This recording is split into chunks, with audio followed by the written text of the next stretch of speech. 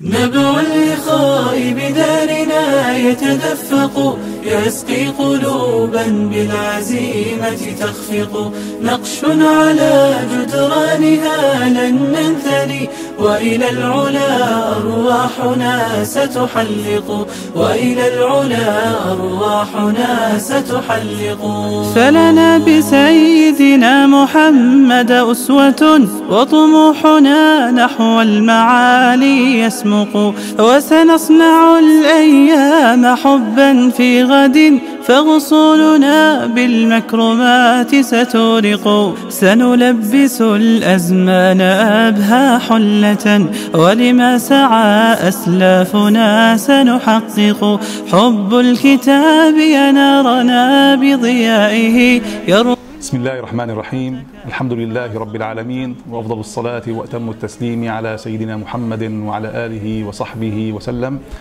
وانطلاقا من قول الله تعالى: وقل رب زدني علما، فقد تداعت الجهود إلى افتتاح معهد شرعي تخصصي بمسمى بداية المجتهد، تفاؤلا إن شاء الله بتحقيق أهدافه المرجوة التي تتجلى في النقاط التالية: أولا، تخريج دفعة ونخبة من طلاب علم الشرعي المؤصلين فكريا وشرعيا.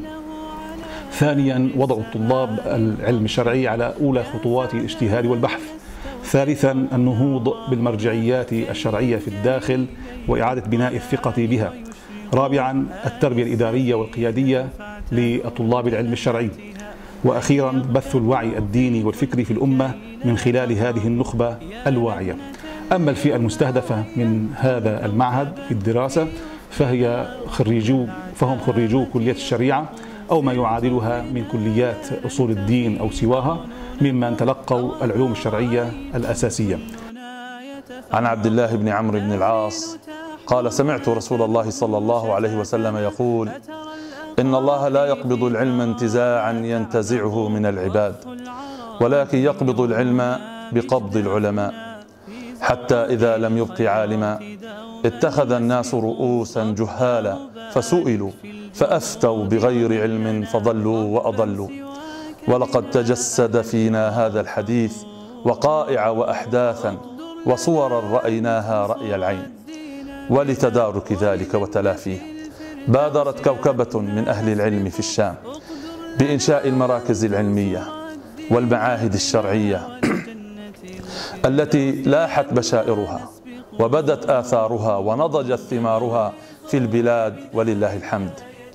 وكان من هذه المعاهد معهد بداية المجتهد، معهدا تخصصيا عاليا يعنى بنشر العلم وتخريج العلماء. أما شروط الانتساب فأن يكون الطالب حاصلا على شهادة الليسانس أو ما يعادلها. ثانيا، أن يجتاز الطالب امتحاني القبول الشفهي والتحريري بدرجة لا تقل عن 65%. ثالثا، أن يلتزم بشروط ونظام المعهد الداخلي. أما مدة الدراسة فهي 2 سنين مقسمة إلى 4 فصول، كل فصل 6 أشهر ينتهي بامتحان. أما الخدمات المقدمة لأبنائنا الطلاب فأولا، الإدارة تتكفل بكافة المستلزمات من منهاج وطعام وشراب ونوم وطبابة، بالإضافة إلى كون المعهد مكفول ماليا من ناحية الطلاب. أسأل الله سبحانه وتعالى يجعل هذا المعهد بذرة خير تنمو إن شاء الله وتثمر ثمارا طيبة يانعة، إنه ولي ذلك والقادر عليه، والحمد لله رب العالمين. دارين تحضننا تلم شتاتنا، أترى الأقاحي في ثراها تعبق.